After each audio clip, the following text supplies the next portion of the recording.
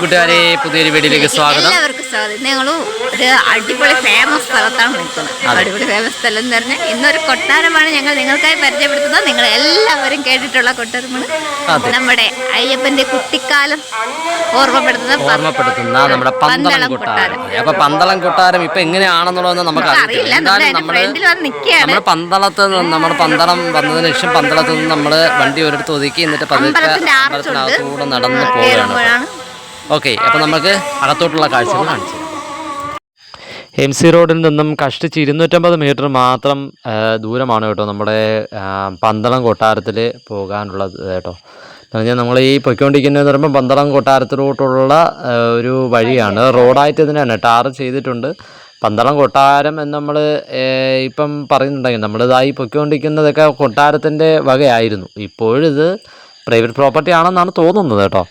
അച്ചൻകോവിൽ ആറിൻ്റെ കരയിലാണ് ഇത് സ്ഥിതി ചെയ്യുന്നതെന്ന് ഞാൻ കേട്ടിട്ടുണ്ട്. അപ്പോൾ ഇതിപ്പോൾ നമുക്ക് ഇനിയിപ്പം നമ്മൾ അങ്ങോട്ട് പോകുമ്പോൾ നമുക്കറിയാം എവിടെയാണ് അച്ചൻകോവിൽ ആറ് എന്നൊക്കെ ഉള്ളത് നമുക്ക് കണ്ടു നോക്കാം.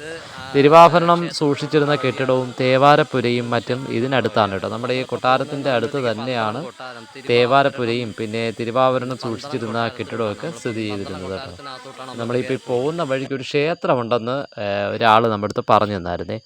ഇവിടെ നിരവധി എഴുത്തോലകളും മറ്റും ഇവിടെ തന്നെ ഉണ്ട് കേട്ടോ. നമ്മുടെ ഈ ഒരു ഘട്ടത്തിൽ നമ്മളിവിടുത്തെ തന്നെ കൊട്ടാരത്തിൻ്റെ ഘട്ടത്തിൽ തന്നെയാണ് ഇങ്ങനെയുള്ള കാര്യങ്ങളെല്ലാം സൂക്ഷിച്ചിരിക്കുന്നത്.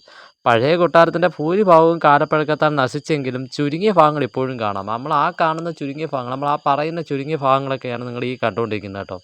ഇതൊക്കെ കൊട്ടാരത്തിൻ്റെ ആ പണ്ട് കാലങ്ങളിലുള്ള ആ ഒരു അവശിഷ്ടം എന്ന് പറയാം, അല്ലേ ബാബജി? എന്ന് പറഞ്ഞാൽ അന്നുള്ളതിൻ്റെ ബാലൻസ് നമുക്ക് ഇനി തകർന്ന് വീഴാതിരിക്കുന്ന അവർ സൂക്ഷിച്ചിരിക്കുന്നത് കുറച്ച് സ്ഥലം മാത്രമാണ്. അത് ഇപ്പോഴും നമുക്കിതാ ഇതിലൂടെയൊക്കെ കാണാം. പിന്നെ ഇതിൽ ഒരുപാട് പ്രൈവറ്റ് പ്രോപ്പർട്ടികളൊക്കെ ഉണ്ട് കേട്ടോ. അപ്പോൾ നമ്മളിപ്പോൾ ഈ പൊയ്ക്കൊണ്ടിരിക്കുന്നതെന്ന് പറയുമ്പോഴത്തേക്ക് പഴയ കൊട്ടാരത്തിൻ്റെ ഭാഗങ്ങളിലൂടെയാണ്. ഇനി നമുക്ക് പന്തളം രാജവംശത്തെക്കുറിച്ചൊന്ന് കേട്ടാലോ. കൊല്ലവർഷ ആരംഭത്തിൽ കേരളത്തിൽ നിലനിന്നിരുന്ന ഒരു രാജവംശമാണ് കേട്ടോ നമ്മുടെ പന്തളം രാജവംശം. തമിഴകത്തെ പാണ്ഡ്യ രാജവംശത്തിൻ്റെ ഒരു ശാഖയാണ് ഈ രാജവംശം എന്ന് വിശ്വസിക്കുന്നു. ശബരിമല ക്ഷേത്രവുമായി ബന്ധം ഈ വംശത്തിൻ്റെ ഒരു വലിയ പദവി ഉണ്ടാക്കി കൊടുക്കും. നമ്മുടെ അയ്യപ്പ ഭഗവാൻ തൻ്റെ കുട്ടിക്കാലം ചെലവഴിച്ചത് പന്തളം കൊട്ടാരത്തിലാണെന്നാണ് ചരിത്രരേഖ പറയുന്നത്. പാണ്ഡ്യദേശത്ത് നിന്ന് തിരുമല നായക്കനെ പേടിച്ചു ജീവരക്ഷയ്ക്ക് അഭയാർത്ഥികളായി വന്നവരാണ് പന്തളം പ്രദേശങ്ങളിൽ അവിടുത്തെ ജന്മികളുടെ കാരുണ്യത്തോടെ സ്വന്തം ക്ഷത്രിയ വംശബന്ധം ഉയർത്തിക്കാട്ടി വസ്തുവകകൾ സമ്പാദിച്ചു കഴിഞ്ഞു പോന്നിരുന്നത് കേട്ടോ. പലായനം ചെയ്ത ചെമ്പഴന്നൂർ ശാഖക്കാർ തിരുനെൽവേലിക്ക് അടുത്തുള്ള വള്ളിയൂർ എന്ന ഗ്രാമത്തിൽ വാസമുറപ്പിക്കുകയും സമൂഹത്തിൽ മാന്യമായ സ്ഥാനമാനങ്ങൾ ലഭിക്കുകയും ചെയ്തു. എന്നാൽ ആഭ്യന്തര കലഹങ്ങൾ മൂലം ഇവർ തെങ്കാശിയിലേക്ക് മാറി. അക്കാലത്ത് മധുരയിൽ അധികാരം പിടിച്ചടക്കിയ തിരുമല നായകൻ തൻ്റെ മകളുടെ വിവാഹം ചെമ്പഴന്തൂർ കുടുംബത്തിലെ ഒരു വലിയ യുവാവുമായി നടന്നു കാണാൻ ആഗ്രഹിച്ചിരുന്നു കേട്ടോ. എന്നാൽ ശൂദ്രനായ തിരുമല നായികയുമായി ബന്ധം പുലർത്താൻ ക്ഷത്രിയർ ആയിരുന്ന പാണ്ഡ്യ രാജാക്കന്മാർ തയ്യാറായിരുന്നില്ല. പാണ്ഡ്യ രാജാക്കന്മാർ ഇതിനെതിരെ നിന്നപ്പോൾ നായിക് അവരുടെ ശത്രുവായി മാറി. തൻ്റെ ശക്തമായ മറവപ്പടയുടെ പിൻബലത്തിൽ നായക് തെങ്കാശിയിൽ കനത്ത നാശനഷ്ടങ്ങൾ വരുത്തി കേട്ടോ. സഹികെട്ട ചെമ്പഴന്നൂർ കുടുംബം ഇലത്തൂർ മണിയം എന്ന സ്ഥലത്തെത്തുകയും പുളിയങ്കുടിക്കടുത്തുള്ള മലമ്പ്രദേശങ്ങൾ വിലയ്ക്ക് വാങ്ങുകയും ചെയ്തു. അവിടെയും നായക് തൻ്റെ ആക്രമണങ്ങൾ തുടർന്നപ്പോൾ ഈ രാജകുടുംബം AD 79 ആണ്ടോടെ അച്ചൻകോവിൽ വഴി കോന്നിയിലെത്തി അവിടെ വാസമർപ്പിച്ചു. നിത്യപൂജകൾക്കായി രാജകുടുംബം ഇവിടെ ഒരു ക്ഷേത്രം നിർമ്മിച്ചു. ഇതാണ് ഇപ്പോഴത്തെ മുരിങ്ങമംഗലം ശ്രീ മഹാദേവർ ക്ഷേത്രം. കൊള്ളക്കാരുടെ ചെയ്തികളിൽ സഹികെട്ട നാട്ടുകാർ നവാഗതരായ ഈ കുടുംബക്കാരെ തങ്ങളുടെ സംരക്ഷകരായ രാജാക്കന്മാരായി സ്വീകരിച്ചു. അവർ പിന്നീട് ചെമ്പഴഞ്ഞി കോവിലകക്കാർ എന്ന പേരിൽ അറിയപ്പെട്ടു. ചോളന്മാർ തിരുവിതാംകൂറിനെ ആക്രമിച്ചപ്പോൾ നാട്ടുകാർ കോവിലകത്തെ അംഗങ്ങളെ പന്തളത്തേക്ക് കൂട്ടിക്കൊണ്ടുപോയി രാജാധികാരം നൽകി വാഴിച്ചു കേട്ടോ. അതോടെ നാട്ടിൽ സമാധാനവും ശാന്തിയും വന്നു ചേർന്നു. കൈപ്പുഴത്തമ്പാൻ എന്ന നിലമ്പൂർ കോവിലകത്തെ ഇളമുറ തമ്പുരാൻ കോട്ടയത്ത് കൈപ്പുഴയിൽ അമന്തൂർ കോവിലകത്തെ കുഞ്ഞുണ്ണി വർമ്മ തമ്പാൻ ദാനം നൽകിയ ഭൂമിയിൽ രാജ്യവലിപ്പം വ്യാപിപ്പിച്ചു. ഉദ്ദേശം കൊല്ലവർഷം 370 വിശാലമായ ഒരു രാജ്യം സ്ഥാപിതമാവുകയും ചെയ്തു കേട്ടോ. ഇലഞ്ഞൂർ, അച്ചൻകോവിൽ, തെങ്കാശി, കൂന്നി എന്നീ സ്ഥലങ്ങളും ശബരിമല വനപ്രദേശങ്ങളും ചേർന്ന വലിയൊരു രാജ്യമായി പന്തളം മാറി. കൊല്ലവർഷം 290-നും 340-നും ഇടയിൽ എരുമേലി മുതൽ ശബരിമല വരെയുള്ള പ്രദേശങ്ങൾ അയ്യപ്പൻ രാജ്യത്തോട് കൂട്ടിച്ചേർത്തതായി വിശ്വസിക്കുന്നു. കൊല്ലവർഷം 345-ൽ വേണാട് രാജാവായിരുന്ന ആദിത്യവർമ്മൻ പന്തളം രാജ്യത്തിന് കുറേ ഭൂമി വിട്ടുകൊടുത്തതായി രേഖകൾ ഉണ്ട്. മധ്യേ തിരുവിതാംകൂറിൽ നടത്തിയ ആക്രമണങ്ങളിൽ നിന്നും മാർത്താണ്ഡവർമ്മ പന്തളത്തെ ഒഴിവാക്കിയിരുന്നു. ഇതിന് പ്രധാന കാരണം പന്തളം രാജ്യത്തിന് തിരുവിതാംകൂറുമായുള്ള സൗഹൃദ ബന്ധമായിരുന്നു. പക്ഷേ ടിപ്പുവിൻ്റെ പടയോട്ട സമയത്ത് തിരുവിതാംകൂർ പന്തളത്തിന് സൈനിക സഹായം നൽകിയിരുന്നു. ഉദ്ദേശം 2,20,000 രൂപ സൈനിക ചെലവായി പന്തളത്തിന് കെട്ടിവെക്കേണ്ടി വന്നു.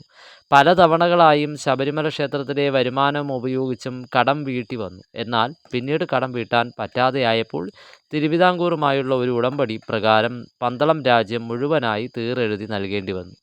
ഉടമ്പടി പ്രകാരം പന്തളം രാജകുടുംബത്തിലെ ഓരോ അംഗത്തിനും ഒരു നിശ്ചിത തുക എല്ലാ മാസവും നൽകിപ്പോന്നു. ശബരിമലയുൾപ്പെടെ രാജകുടുംബത്തിന് കീഴിലുണ്ടായിരുന്ന ക്ഷേത്രങ്ങളുടെ അവകാശവും തിരുവിതാംകൂറിൻ്റെ കൈകളിലായി. പത്തനംതിട്ട ജില്ല രൂപീകരിക്കുന്നതിന് മുമ്പ് വരെ പന്തളം ആലപ്പുഴ ജില്ലയിലെ മാവേലിക്കര താലൂക്കിലായിരുന്നു ഉൾപ്പെടുത്തിയിരുന്നത് കേട്ടോ. ഞാൻ മുൻപ് പറഞ്ഞല്ലോ, അച്ചൻകോവിലാറിൻ്റെ തീരത്താണ് നമ്മുടെ പന്തളം കൊട്ടാരം. അപ്പോൾ നമ്മളിതാ ഈ പൊയ്ക്കൊണ്ടിരിക്കുന്നത് ഈ തൂക്കുപാലം എന്ന് പറയുന്ന അച്ചൻകോവിലിനാറിന് കുറുകയാണ് കേട്ടോ സ്ഥിതി ചെയ്യുന്നത്. അപ്പം നമുക്കിനി ഈ തൂക്കുപാലത്തിൽ കൂടെ കയറി വേണം അപ്പുറത്ത് പോകാൻ. അപ്പോൾ അവിടെ നിന്ന് നമുക്ക് പോകേണ്ട കൈപ്പുഴ കൊട്ടാരം. നമ്മുടെ കൈപ്പുഴ കൊട്ടാരം എന്ന് ഉദ്ദേശിക്കുന്നത് നമ്മുടെ അയ്യപ്പൻ താമസിച്ചിരുന്ന സ്ഥലമാണ് കേട്ടോ. അപ്പോൾ അവിടെ അതുമല്ലാതെ ഇതാണ് തിരുവാഭരണ പാത. നമ്മുടെ തിരുവാഭരണം കൊണ്ടുവരുന്ന പാതയെന്ന് പറയുന്നത് ഇതാണ്. അപ്പോൾ ഇനിയിപ്പോൾ അയ്യപ്പനെ കുറിച്ചുള്ള കുറച്ച് കാര്യങ്ങൾ നമ്മളെ പന്തളം കൊട്ടാരമായിട്ടുള്ളതൊന്ന് കേട്ടാലോ. പന്തളം വംശജർ ഭാർഗവ ഗോത്രത്തിൽ പെട്ടവരാണെന്നാണ് വിശ്വസിക്കുന്നത്. എന്നാൽ കേരളത്തിലെ മറ്റു ക്ഷത്രിയ വംശജർ വിശ്വമിത്ര ഗോത്രത്തിൽപ്പെട്ടവരാണ്. എന്നാൽ കേരളത്തിലെ മറ്റ് രാജവംശങ്ങളുമായുള്ള ബന്ധം കാരണം പിൻകാലത്ത് പന്തളം രാജവംശം നായർ കുലത്തിൽ ലയിച്ചു. പന്തള രാജനായിരുന്ന രാജരാജശേഖരൻ നായാട്ടിനായി പോയപ്പോൾ പമ്പാ നദിക്കരയിൽ നിന്നും ഒരു ശിശുവിൻ്റെ കരച്ചിൽ കേൾക്കുകയുണ്ടായി.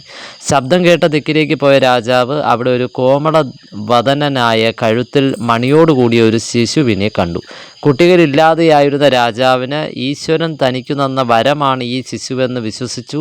ആ സമയം അവിടെ ആഗതനായ അഗസ്ത്യ മഹർഷി രാജാവിൻ്റെ വ്യാകുലതകൾ അകറ്റിക്കൊടുത്തു കേട്ടോ. ഗുരുകുല വിദ്യാഭ്യാസത്തിന് ശേഷം ചീരപ്പൻ ചിറക്കളരിയിൽ നിന്നും കളരിമുറകൾ അഭ്യസിച്ച മണികണ്ഠനെ പന്തള രാജൻ യുവരാജാവായി വാഴിക്കാൻ തീരുമാനിച്ചു. എന്നാൽ മണികണ്ഠനോട് അസൂയ പുലർത്തിയിരുന്ന മന്ത്രി പല കുതന്ത്രങ്ങളും ഉപയോഗിച്ച് രാജ്ഞിയെ പാട്ടിലാക്കി.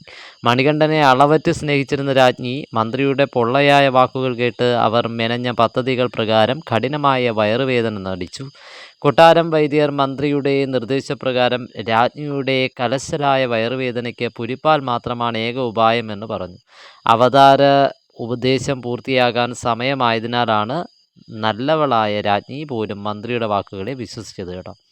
ആരെക്കൊണ്ടും നടക്കില്ല എന്ന് വിചാരിച്ചത് മണികണ്ഠൻ ഏറ്റെടുത്തു. പുലിപ്പാലിനായി കൊടുങ്കാട്ടിലേക്ക് പുറപ്പെട്ട മണികണ്ഠൻ മഹർഷിയെ നിഗ്രഹിച്ച ഒരു പറ്റം പുലിയുമായി പന്തളത്തിലെത്തി. ഇത് കണ്ടവർ നാലുപാടും ചിതറിയോടി. മണികണ്ഠൻ ഒരു സാധാരണ മനുഷ്യനല്ലെന്ന് മനസ്സിലാക്കിയ രാജാവും രാജ്ഞിയും മന്ത്രിയും കൊട്ടാരത്തിലുണ്ടായിരുന്ന മറ്റുള്ളവരും മണികണ്ഠനെ തൊഴുതു വണങ്ങി.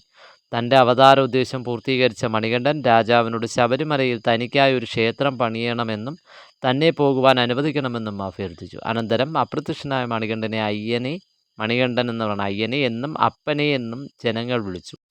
ഇപ്രകാരമാണ് നമ്മുടെ മണികണ്ഠനെ അയ്യപ്പൻ എന്ന പേര് കിട്ടിയത് കേട്ടോ.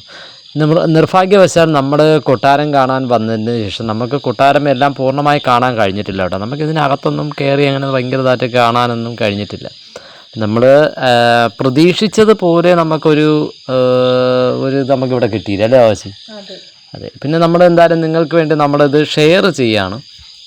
എന്ന് പറഞ്ഞാൽ ഇതിവിടെ ഇങ്ങനെയാണെന്നുള്ളത് നിങ്ങൾക്ക് നമ്മൾ ഷെയർ ചെയ്യും. നമ്മളിപ്പോൾ നിൽക്കുന്നതെന്ന് പറയുമ്പോഴത്തേക്ക് നമ്മുടെ ശ്രീകൃഷ്ണ ഭഗവാന്റെ ഒരു ക്ഷേത്രമുണ്ട്. അതിൻ്റെയൊക്കെ അടുത്തായിട്ടുള്ള കൈപ്പുഴ പാലസ് എന്ന് പറയുന്ന അടുത്താണ് കേട്ടോ.